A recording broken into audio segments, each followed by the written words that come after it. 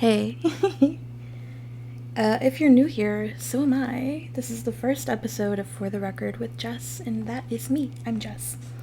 This is my little podcast, my little hobby endeavor into starting a conversation and archiving conversations with people about music, about connection, about having fun, about not having fun, about feelings and emotions, about experiences, memories, history, growth, and the future. The whole thing that encompasses like being a person and really liking a song, being a human being and really liking an artist, having a favorite album, not understanding what the Grammys are, not understanding Billboard charts and the data and the numbers that go behind something that feels really just separate from math. Like, music is not math, but it kind of is. All of this stuff, all these questions and ideas will definitely be coming up, and I'm really happy to be here and recording this first episode. I will not guarantee you that I'm not going to ramble. I'm not going to try to sell myself off as an intellectual or somebody who has studied this. Like, seriously, I do not have any credentials, just big music nerd, music appreciator, music lover. Well, yeah, I guess I can just dive in and say, I don't understand, I guess I just don't understand, like, music theory, but I like the way a song sounds. I'm trying not to think about how quiet it is in here, and this whole setup of me recording my face and having the microphone right there is to alleviate what I was missing before, where it was just like me talking in my apartment, looking at the wall, and just being like, this is kind of awkward. I don't like this. But yeah, I think I was saying that I don't understand music theory. I really don't. I've really tried. I've read so many books. I've listened to podcasts. I've watched videos. And I even took a course this summer. I'm a student at Northeastern University, Illinois. And I'm studying communication, media, and theater. And I took a course called Music as Communication, and they did a brief chapter on the scales, the like 1, 2, 3, 4, 5, the fifths, the pentatonic, the like major and minor, like the inversions, and just I guess all the different keys on a keyboard and the way you can climb up and down and jump, and how like all of that plays into like creating the structure, like the skeleton of a song dating back to the classical period. And honey, none of that stayed in my head. Maybe the terms, I really don't understand like the math behind music. So this isn't going to be, covering in depth technical knowledge. Like, if you want that, I'm sure that you can find it. But it's not going to be from here. This is more of a feelings, emotions, like memory kind of based idea. I think it'd be really neat to explore, like, not only my own perspective, but I'm really interested in hopefully bringing some people, having them right here, having them be like gushing about their favorite artist or teaching me something new about music that I didn't know. Maybe we will have somebody who can talk about music theory, and I'll just look at them with awe and amazement and wonderment, like, wow. The same people who can do like calculations in their brain, like, what's the 16th of 100? What is it? I don't know. I don't know. I just ask Siri. So maybe we can have somebody like that, like a musician. Having a musician on a music podcast? Groundbreaking. I guess that leads me into the next thing. I'm not a musician. I'd really like to be. I've tried learning the keyboard and the piano since I was in high school, and I can't get past just like singular digit playing. I don't have the like, I guess, dexterity or the flexibility. I just don't have it, because it takes a lot of practice. It takes a lot of like physical training and conditioning to learn an instrument. I'd be down to learn the guitar, like strumming an acoustic guitar or just shredding on an electric guitar. Definitely a fantasy. Definitely want to try it, but I'd have to go to a teacher who's really, really, really patient and really understands the way that my like brain and my body sometimes just don't. Like I can tell my body to jump and I'll just be like processing it. Like my body be like, "Oh, okay." Or even sometimes forgetting how to walk. I don't know if anyone else suffers from that, where you're walking and then you start to think too much about the fact that you're walking and you're like, am I walking in a straight enough line? Are my steps too big? Am I swinging my arms too like wide? Just a little insight onto how like anxious I am. A little how like I'm a bit of an overthinker, a little bit nervous, but not a musician. Would love to. I like to tinker on the piano. Like I can do some of the chords. I love my ukulele. That's fun. I was definitely in that era and phase back in 2013 with the ukulele. It's missing a string right now, so once I get that fixed, maybe I'll play it again. I love singing, and I'll do it with my friends and in public as like a goofy thing to do to kind of just like vocally stem. But I don't know that I'm so good at it that I would say that I'm so good at it. At this point, I'm really impressed with singers and people who can like carry a tune really well. I've been watching so many clips of Hayley Williams as the opener of the European leg of the Eras tour. Ever heard of it? Taylor Swift. I don't know. Some local artists. I don't know. You guys may not know. Let me put you on. But Hayley Williams has been performing and showcasing a bunch of songs, not just the hot singles. And her voice, she has just matured so well, and her voice is such a like that's an instrument. It's like beyond singing. The way that she can make it just like go all the way up and all the way down and do these curves and lines, like you can see the strokes. It's like a paintbrush. I literally got goosebumps the other night just on TikTok watching these clips of her just like riffing and just doing runs. And how did she do it? She's so compact. How did she, the lungs, the like power. Yeah, so far I've mentioned two artists, Taylor Swift and Hayley Williams, but I like a large range of artists, and I'm always open-minded to getting recommended somebody that may come from a genre that that's not like my comfort zone or like my level of familiarity. Like I'm down. I'll listen to anything once, and if it hits, it does, and if it doesn't, that's fine, because that's subjectivity that comes to music listening, that like what hits for me may not hit for you, or like it might remind you of somebody else that it like reminds you of something else, and then something else and something else. Sometimes I think of music and albums as part of a big tree, like a big forest of music, and there's like certain branches and families of trees that go along really well together. Maybe it's an ecosystem of like a forest with the river and the stream and the boulders and everything and the little life and the critters. Like it's a whole landscape, and once you get into one artist, at least for me, in my case, as a music nerd and like a bit of a historian with it, let's take Beyonce. She's my number one. Getting into her and looking at her whole like timeline of her work, back to Destiny's Child, and then taking that segment of like the 90s and looking at all the girl groups, but then looking at the opposite with like the grunge movement and like singular artists who weren't focusing so much on groove and beats and R&B, but were more so going for like drilling like these really like harsh lyrics and like a more black and white view of the world and more scratchy, less polished.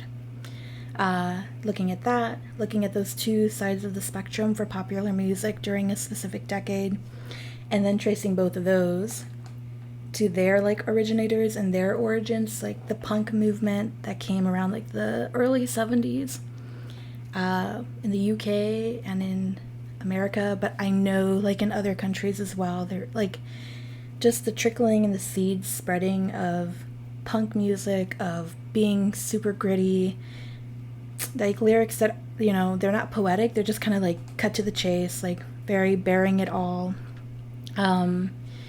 Versus like early 70s, mid 70s, the disco, the funk kind of trailing into disco, and disco being used in hip hop, like the origins of that. So all that from Beyonce, all of that from 2024, you can trace things back decades to decades to decades, which has been what I've been like looking up on YouTube and reading about, because there's like something really special about how you may not ever meet that artist, you may not have been born in that time, but the things that they were sharing and singing and writing about or dancing along to, or the things that they were protesting or like totally disagreed upon, can affect today. And I think that's really fascinating as somebody that feels like we're in the middle of constant change and constant like gotta go, gotta evolve, gotta adapt. Everything's gotta be super streamlined and you can't touch anything, like everything's digital. I was born in 1995, so I was able to see like the tail end of the CDs and the Walkmans and tape cassettes going into like Napster, LimeWire, Pandora, like the streaming, the websites that uploaded music. Bitch, I remember the first video I saw on YouTube. Do you? Probably not.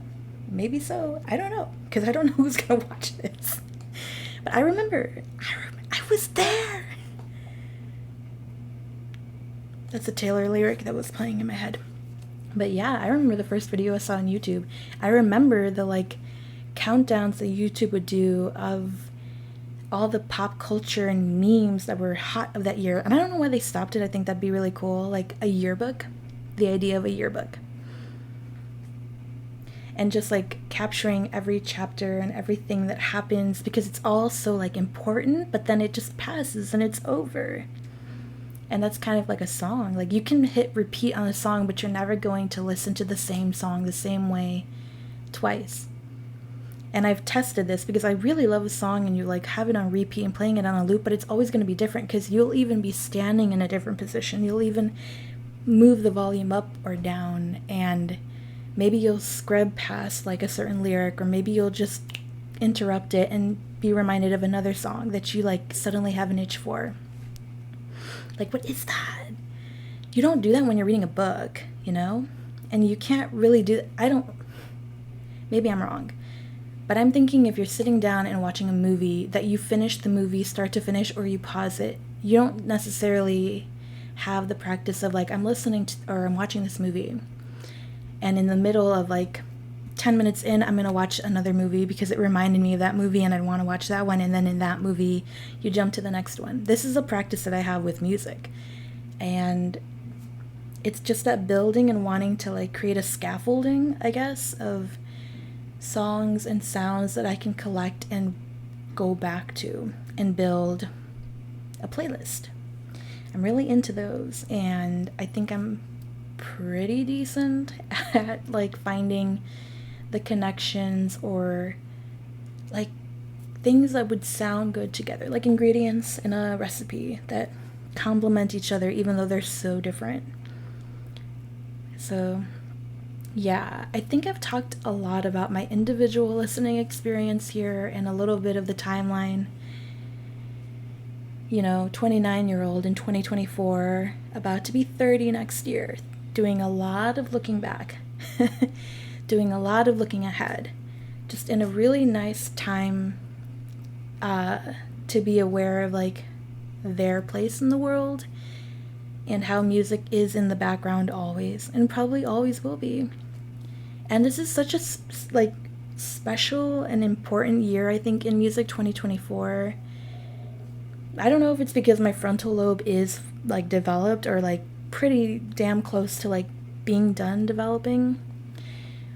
But there's something about noticing the trends and the music that's come out this year and the releases and their impact on like the general audience versus like just kind of listening to whatever like your friends are listening to and passing CDs along to each other, or whatever's like popping off on Tumblr. Like, which was how I guess I got my start in, after radio and Pandora. It was like, oh, like these music blogs are posting about music, like Lana Del Rey, the Lord, the 1975, Lizzo. I think I found out about Lizzo through Tumblr, and that was way back in the day. So like now, just being a little bit more of a conscious consumer of arts and music and pop culture. I don't know, I wanted to put my foot in this somehow and make something out of it that I hope resonates with other people, and if it doesn't, I don't know. I'm proud of myself. I'm recording myself and doing this little thing on a Tuesday. I'm really sunburnt, and I have a lot of shit that I need to do, but I know that if I don't just fucking do it and make a thing and put out the thing and publish it and just break the seal, then I'm never gonna do it. Anyone else relate? That like you think so hard about something you really want to do that you kind of procrastinate on it because you want it to be so perfect and it can't have any mistakes, because what if people judge your mistakes? What if people look at your vulnerability and like the thing that you made and they think it's bad? That's it. It's okay. It's like, it's not gonna kill me. It's not gonna kill you. You know, you can't really get better at something if you don't even start doing it. And so trying to put that into practice, because I know that down the line there's other things beyond recording a tiny podcast that I want to do and I want to accomplish. And if I can't even check off recording the tiny podcast, the little project that I have for like a few months, I'm thinking I have an end date in mind. I think of a whole, like, it's kind of like a TV series. Like, I saw the beginning and I see the end and I know what I want to do in the middle. I just, I don't think I'll tell you guys yet. I think we'll lead up to it. But yeah, if you don't start something, you can't finish it. If you don't start something, you can't get better at it. If you don't start something, you never get to learn anything new about yourself or the thing that you're curious about. And I'm just really tired. Like, I'm 29, I've said that, and I'm not going to be dictated by fear, the fear of being perceived or the risk of, like, making a mistake and sounding dumb, of being judged, of being made fun of. Like, I've been through that. Guess what? It's not going anywhere. You think that as the older you get, the more polished and refined that you are, the, like, wiser you get, that people are still not going to come for you over nothing. Let me tell you right now, people are so whack sometimes. Not everybody. But, like, we all like to be critics. Look at me here, talking about music. You think I'm not going to criticize some music that other people really like and I don't? I'm going to do that. As sure as hell I'm going to do that. I'm going to be right here saying, I don't really like the new Katy Perry song. I don't really like it. It leaves a bad taste in my mouth. I don't like the production. It just sounds super like Transformers pop. There's a difference between hyper pop and just pop and like 2000s pop and then like just commercial pop. The lyrics suck. I don't know, there's just something. I want her to come back. I do have respect for Katy Perry. Grew up with the bitch. But I don't like that song. And I'm really worried about what it's gonna sound like. And it's one of those releases that I don't know, I'm kind of like interested in. Like, I don't know, it's just, yeah. There's an example. Maybe this little section right here was like a little rough, but it happened and it's done. I am looking forward to the new Sabrina Carpenter album. The new album by, I cannot say her name without reading it very slowly. byeeeeeee. Let me pull it up. But her singles that she's released this year were good. They remind me of Michelle Branch. They remind me of Liz Phair. I know it's gonna pop up. byeeeeee. And she's got an album coming out, I think this year. Let's see. This is very exciting and thrilling. This Is How Tomorrow Moves, coming out August 16th. So next month. Literally in a month. Literally 1 month from now, there will be a new album that I have been anticipating and can't wait to listen to. This is hard. Like, just talking. I'm gonna take a break. I'm back from the break. I was starting to lose like my train of thought and I was kind of rambling, so it's good. Got a breather, had some water. I opened the window, so if you start to hear sounds of the city, I'm sorry about it. Hopefully not, because the microphone is facing me and it's all about me. But yeah, it just got hot. I had to open the window. I've pulled up the little like mission statement I made about the podcast when I announced it on June 4th. But the idea has been circulating in my brain for a long time. I don't even think that this is going to be the only podcast that I make. I have the name and the art and the idea for the other one that I would like to do, but I guess I'm an artist. I guess I'm a creative, and I'm re-entering this zone and like flexing these skills of being creative, having ideas for projects and wanting to execute them. I know that for the projects that are going to require me to be a bit more vulnerable and pull in information that isn't just based on personal experience, I need there to be a little bit more tact and organization and clarity around. I believe that this endeavor, the music appreciation podcast, will be a really great way to just ease into broadcasting again, ease into video editing again, ease into publishing content, having an audience, developing a voice and a narrative and sharing that with other people, and being able to take feedback and work on editing, getting comfortable with rejection and mistakes again. Like, these are all very important parts of the creative process. If you think that people just wake up and decide to be an artist, no.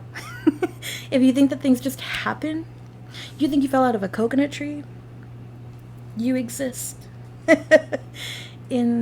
don't know the second half of that. I kind of lost like I said, messy, raw, a little bit unedited, unpolished, kind of punk, very DIY style, using the webcam of my laptop because I couldn't be bothered to try to set up the nicer cameras that I have for this. I just want to talk. Just want to yap.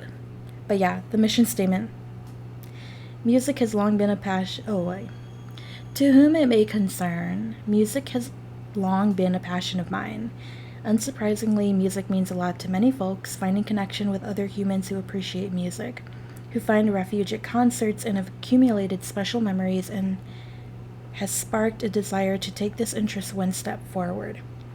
I have been inspired to step outside of my comfort zone and flex some dormant creative muscles. I'm going to start a podcast based here in Chicago to appreciate and explore the meaning of music. I will let the process inform me on how to publish content and what topics to cover. Hello. But my dream for this is to build upon the ecosystem of music nerds, lovers, to share their stories. Disclaimer, no gatekeeping, no shaming, no mansplaining. I can't predict how this endeavor will work out, and I think that's brilliant. I just believe that it's valid to follow your imagination and enjoy the journey. Past Jess, I think I'm doing that. I think I'm in alignment with what I said I would do so far. I think a little bit on the gatekeeping, shaming, and mansplaining. So we all know men, right? We've all met a man. We've all definitely I think men have talked to men who try to explain things to them or talk down to them. And I know that that's not a characteristic that's exclusive to a cis man, but it seems to be a little bit more common or frequent when working or talking about things that are male dominated and male run, or just favor men in opportunities and roles and promotions. And I don't know if you can tell. I don't know if you can tell. But like, I'm not a cis white man. And my identity is very fluid. I am non-binary. I'm presenting very feminine right now, and I do like not mind using the term girly or girl. I think it's fun. I think it's feminine. I don't think that femininity and masculinity are opposites. I think that they're more of ingredients for a whole person. And I use she, they pronouns. I have used he, they pronouns in the past, but I feel like I'm presenting more feminine, so I'm gonna use those pronouns. And it's cool if you use one or the other or none. If you want to pull out a he, they, I don't care.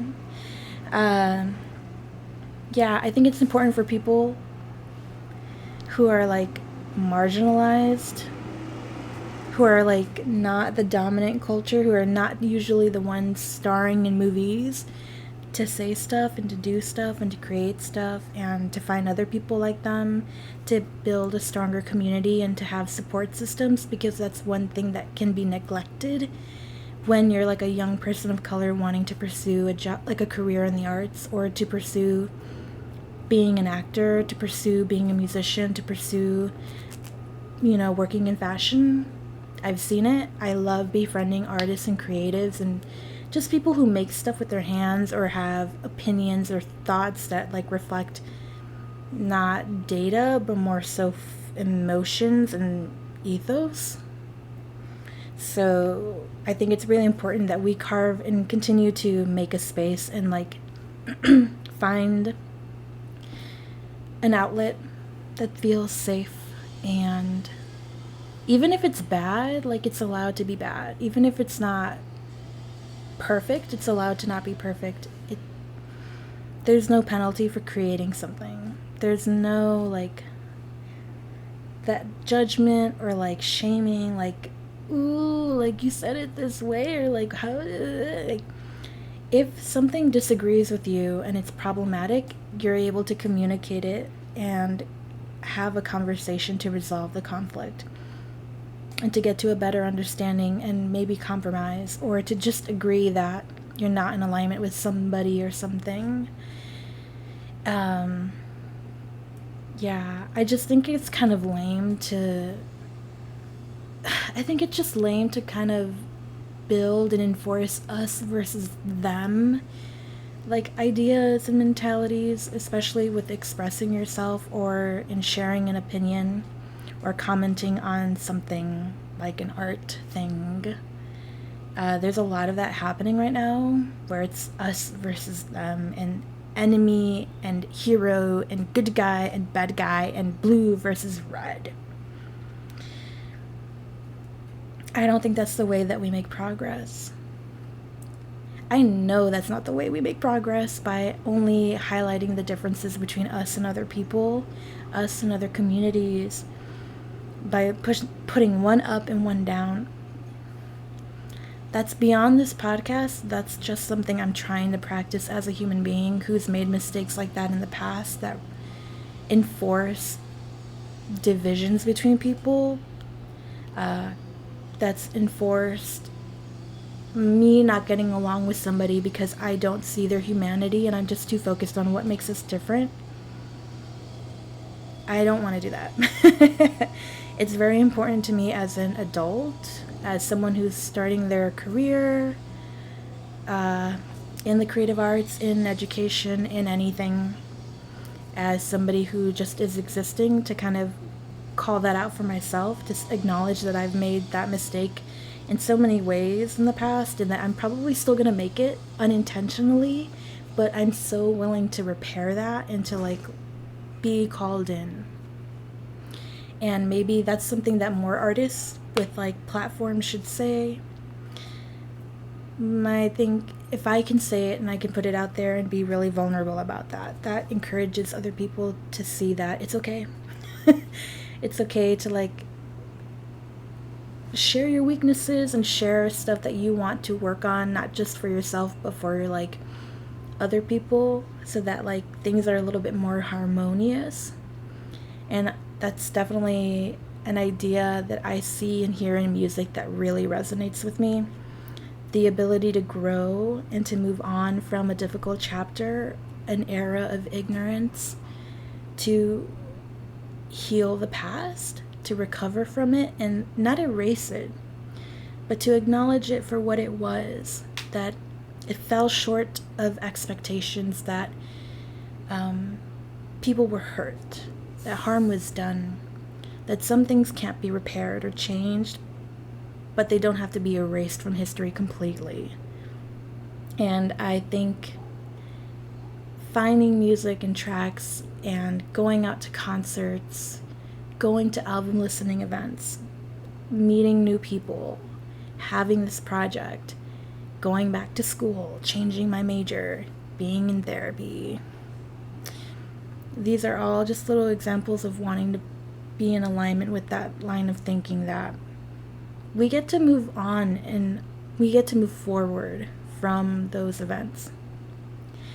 I love that I was able to be really deep for a second.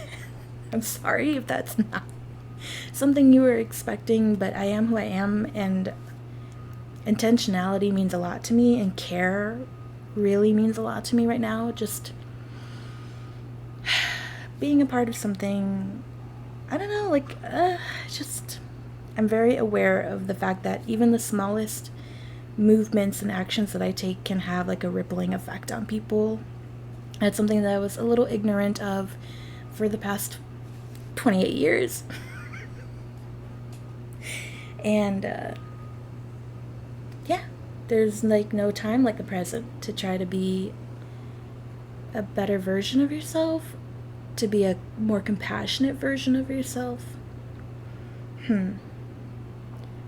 So I'm going to try to transition into concerts now. I have Pitchfork coming up this weekend, and I'm really excited. I've never fucking been to this. But every year that it gets announced and I see the like posts about it, I see a lot of artists and like styles and genres that I'm like, that's me. That's my festival. So in Chicago we have like the three major ones are Riot Fest, Lollapalooza, and Pitchfork. And then we have a bunch of baby ones, a bunch of like more specific or less expansive, more like concentrated sounds or genres, like Sueños Past. That was like a more reggaeton oriented like festival. Summerfest, unless that's in Wisconsin. That might be in Wisconsin. There is something with the word summer that happened in like a stadium in the suburbs. Yeah, I'm not gonna look it up, but the three major ones in my eyes as a Chicagoan are Lollapalooza, Riot, and Pitchfork. And I probably am not going to Lollapalooza. If I win the tickets of any of the giveaways that I've entered, then hell yeah, I'll be there. I want to see Megan Thee Stallion. I want to see Renee Rapp. I think Faye Webster too will be there. That'd be cool. But I'm definitely going to Pitchfork. I'm going for all 3 days. I have to look up videos on how to prepare. I need to look at the things because I don't want to pass out while listening to Muna. I definitely think the next episode will be a recap of who I heard and how it went and how cute it was. And then the next festival will be in September. I'll be going to Riot Fest for the first time. And another reason why I didn't opt for Lolla this year is I've been to Lolla. I might have worked it. I was there in 2015. I did little like ticket help, so I just checked people's wristbands and let them into the festival, and then like moved them to somewhere else if they had a wristband that didn't work. I got to see FK Twigs, Paul McCartney, Sam Smith, No Name. I think I heard Charlie too. Like I think I might have walked past because I was headed to my shift and I heard Charlie either rehearsing or it was like her like slot. The difference. It's a Brad Summer. Yeah, Pitchfork I've never been, Riot Fest I've never been, and we'll be so into talking about those experiences, other ideas, other things to look out for. Having conversations with people about artists and like music and stuff will definitely happen. I definitely want to do a deep dive on Billboard, the Grammys, the things the the things that qualify or quantify music and records and artists and genres, and just kind of exploring that a little bit more, because for the longest time I didn't know what the difference was between a record and a song, and now I feel like I can articulate that a little bit better. So a song is... I'll do that when it's done. I'll do that then. I won't do that now. Give people something to look forward to. And maybe we can talk about it. Maybe I'm totally wrong. But I'm very intrigued and eager to see how the Grammys play out this year. Like I mentioned before in the first half, I'm seeing stuff that I may not have noticed before. And this isn't just like a solo endeavor. I do want to thank the friendships that I have and the people that I've met that have really inspired me to like take this hobby and interest to a new level. It's definitely the other music nerds. And they know who they are. They know who the fuck they are. And I'm very grateful, thank you, for telling me about your experiences and then inspiring me to do this, to go to concerts, to go to shows by myself or with new people, to enter giveaways, to go to, the album listening events, to go to record stores more often, to follow them on Instagram, because they do a lot of dope shit. And I think physical copies of music is so special, but if you can't afford it, that totally makes sense. I don't have a record player, and yet I have like 4 records back there. I have a pretty decent CD collection, though. That's like... Can't tell me. When I had my first like Sony CD player in like 2nd grade, and I was listening to the... It might not have been 2nd grade. It might have been a little later. Embarrassingly enough, one of the CDs that I would play on repeat as a kid was the Happy Feet soundtrack. I just loved it. That'll be a thing to talk about. Childhood experiences of music and just growing up with music and the different like artists and like your very first concert. Mine was Hannah Montana and the Jonas Brothers. Oh, that's gonna be so fun to talk about. Just childhood. Yeah,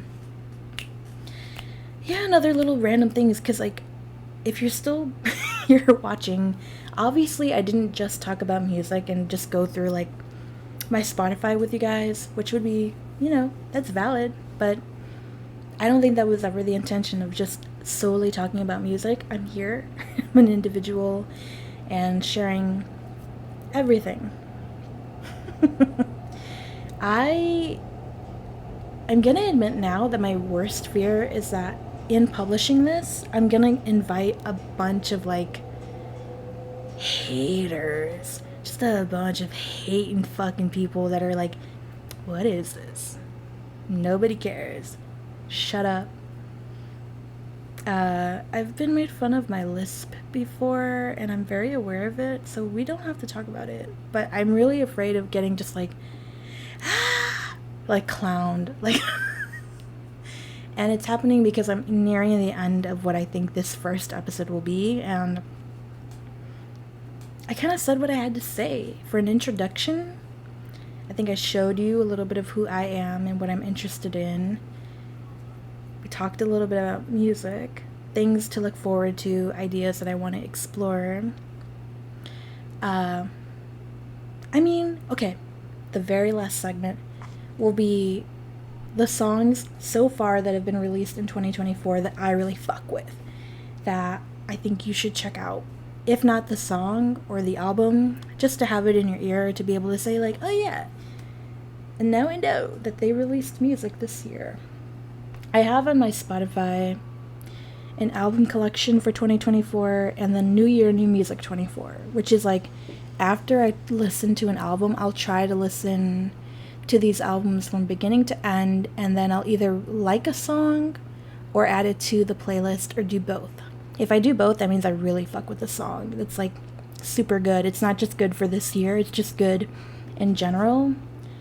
And from those 2 lists, I made another list. And it's, let's go here. It is called Jan-June Fave Tracks 24. Top 10 and 5 honorable mentions at the bottom. Boom. Yeah. My top 10 songs of the year so far, and then the 5 honorable mentions. I'll just list them, because I can't play music on this. Licensing does not work for somebody that does not work with an organization that can afford to like buy the rights to songs, and I don't want to get in trouble. I didn't do this to get in trouble. I did this to not get in trouble. I did this to have fun. To be a nerd. The first song is N/A by Bring Me the Horizon. I wish I could play it. I cannot. But it's screaming. A lot of like call and response, like an audience. I love when there's like a I dropped my phone.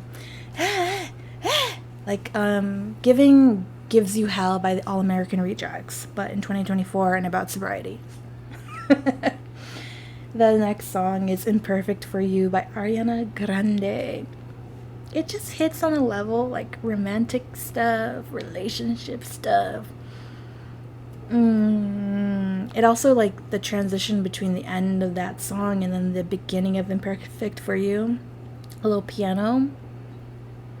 I'm very much a fan of the piano. Like hearing that little, it resonates with me. Going into Anything for Love by Dua Lipa from Radical Optimism. I guess it kind of flopped. Kind of shocked. I really liked the album. I thought it was like kind of not the longest album. I didn't need it to be long, but I thought it was sufficient. I thought it was good pop material, but it didn't really do that well. But Anything for Love is a nice little, like, it's almost a house track, stripped down. It begins with Dua talking to her friends, like, just background noise and chatter, and that's so real. Like, some of the best songs that you love are when they're shared with a group of people and just hanging out and talking, and it's in the background, and that's, like, a memory cemented forever. And it's just a song to remember that, like, love isn't gonna be fucking easy, and if it was, like, everyone would do it, but not everyone's doing it. And, yeah, I just really liked it. I love Dua Lipa. I think she's beautiful. I'm, like, very much in love with her. I think she's gorgeous. I think she should be Wonder Woman. I think she'd be great at it. The next song is Simunye, We Are One, by PJ Morton, featuring the Soweto Spiritual Singers, from his album From Cape Town to Cairo. Another piano heavy song, crowd, like vocals, like a group, just a really positive message that followed Anything for Love in a really nice way that made my ears really fucking happy. And I can't really describe it. Like, I feel like the best way to get into it is just to listen to PJ Morton. He's fantastic. He will be coming to Chicago, and we'll see if I'm gonna be there. But earthy hits the soul, feels good. The next song was Lose My Focus by Raveena, who I've really liked for a long time, but felt like her earlier works were a bit flat, maybe. Like, if I did another listen, I'm sure I'd find some new, like, levels in there. But this album really gave me the peaks and valleys that were missing from the earlier works, and the song Lose My Focus is so cute. It's so her, but the lyrics and the story that they're telling, and just like the little, it feels like a charm bracelet, just very cute, very like detailed and authentic. Authenticity mixed in with that style, and her voice floats like a cloud. Then we take a total shift into The Bolter by Taylor Swift. All my avoidant girls, stand up. Stand up and run away, because it's hard to get close to somebody, and there's a theme in this playlist about love and being too close, too far, finding the right balance of comfort and trying not to be an asshole, but unfortunately, if you're in a relationship, it's gonna highlight the times that you're an asshole. And I think that Taylor is very great at talking about not being the good guy in relationships, even though that's the expectation for women. That you have to be so... You're not allowed to be angry. You're not allowed to be the one that ghosts. But guess what? Sometimes we are. And that goes into the next song, Protector, by Beyonce, featuring Rumi Carter, her daughter. And Cowboy Carter was really great, but I just wish she had not released it so early in the year. I wish she had waited until May. I wish she had done her release after Taylor. But I don't know. I think in my brain, I think they talked about it because they both were going to release. I think that they are... I think that they communicate about their impact in music, and they try to do things balanced so that one's not overstepping on the other, or the fear of like the fans wanting to create this rivalry between them, which would be another cool thing to talk about. Is just, y'all need to let girls make music and not think that they're out to get each other. We need to talk about, like, there's teams and strategists and a lot of planning that goes into releasing an album for mainstream commercial artists, and it's not like petty beef. Because if it was, we would know about it. Ask Charlie and Lord.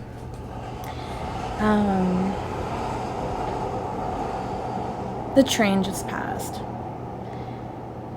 The next song would be Planting Flowers by Tiny Habits. I really like this album. I just thought it was really, really authentic and personal, and something that you have to listen to by yourself on headphones while going on a walk in the park. And that's kind of the vibe that I needed.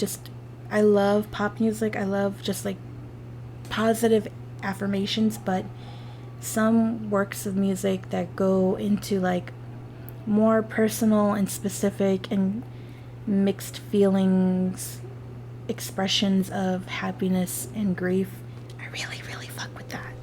So Tiny Habits released an album that encapsulated that, and all three of their voices, because there's 3 members in the band, like they each get to rotate in that song, the verse that they're singing.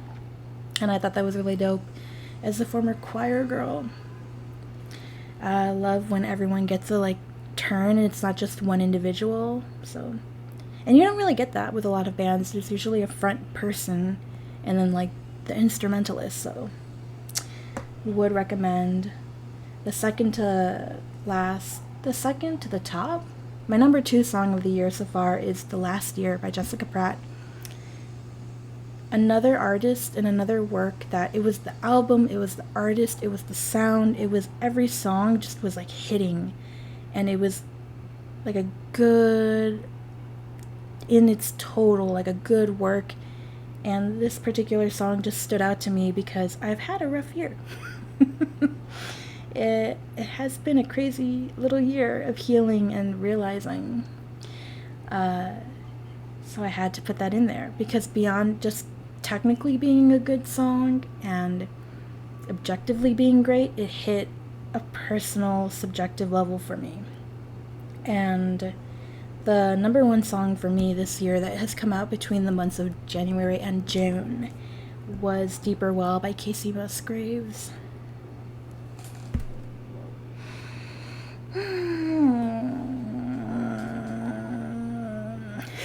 For a very specific reason that I'm not going to share, the term Deeper Well hits. I think this song is really vulnerable, and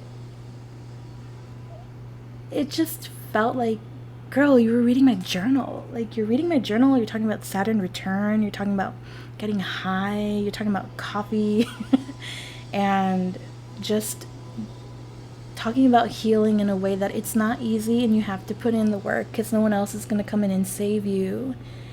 And unfortunately, some people are going to leave and some things are not going to work out, but you just keep going and you expand who you are and you find a deeper well to hold all of the wonderful and complicated things that make you you. Oh, I feel emotional right now, so I'm like trying to ground myself here, because I'm getting to the end of the episode of my podcast and talking about music. The top 5 honorable mentions would be On and On and On by Maggie Rogers, a bop. There's something about that album, it's just good, like groovy and folky, which I really like. Maggie Rogers' voice is so like akin to Hayley Williams at the beginning of the episode, just like the curves and the like the waves that it makes, the way it pauses and like holds back and then releases. Super fun. And it's not necessarily fun content, but it is like fun to hear if you're really into like vocalists. Good Luck Babe, just, do I even need to say more, by Chapel Roan and Chapel Roan. Fantastic. Just, if you're part of the LGBT like I am, we've all been there. We know this person, and we have to just tell them good luck, babe. Sometimes we need to be told good luck, babe. And Boa by Megan Thee Stallion for the music video, and then the sample of, I think it was Gwen Stefani and Not No Doubt. And I'm not going to look it up right now, but Boa was really great. Super bouncy, punchy kind of song that gets you like ready, up on your feet. Megan's having a great year. The album Megan was so great, and I'm just really, really, really, really, really like such a fan of hers and want nothing but the best for her. I think there's a tweet that's like, I want all of the pain that Megan Thee Stallion experiences to be transferred to Joe Biden. And true. The next 2 songs that were in the honorable mentions were B2B by Charlie XCX from the Brat album, which I really fucking love. June had just a great rollout of music, and B2B, or Back to Back, is, it gets me. When it comes to electronic music and just like house or beats, I love when it kind of plunges. It literally feels like you're going underwater and coming back out. Back to back to back to back to back. It's good. It's really bouncy. I really don't know how else to describe it. And then the last song for my honorable mentions would be Spite by Charlotte Sands, who I didn't know about until this year. And I saw a show, her headlining tour, way back in February, I want to say, before my birthday. Maybe it was March. I don't remember, because I'm getting tired and I want to cap this. But Spite was a good song, and the line, the chorus says, "Fuck it, I'll get famous out of spite." I just thought that was really fabulous. Yeah. Really into being fierce and femme. The Avril Lavigne influence, just pop punk is not dead.